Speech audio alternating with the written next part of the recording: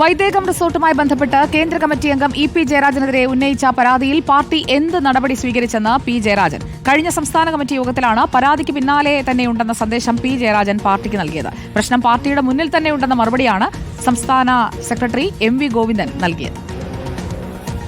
പരാതിയിൽ തീരുമാനമുണ്ടാകുന്നതുവരെ പിന്നാലെയുണ്ടാകുമെന്ന് പാർട്ടിയെ ബോധ്യപ്പെടുത്തുകയായിരുന്നു സംസ്ഥാന കമ്മിറ്റി അംഗമായ പി. ജയരാജന്റെ ലക്ഷ്യം. പ്രതിരോധത്തിലായ സെക്രട്ടറിക്ക് പാർട്ടി വിഷയം വിട്ടിട്ടില്ലെന്ന മറുപടി നൽകേണ്ടി വന്നു. എന്ത് നടപടി സ്വീകരിച്ചുവെന്ന ചോദ്യത്തിന് പല കാരണങ്ങൾ കൊണ്ട് വിഷയം ചർച്ച ചെയ്യാൻ കഴിഞ്ഞിരുന്നില്ലെന്നായിരുന്നു എം.വി. ഗോവിന്ദന്റെ മറുപടി.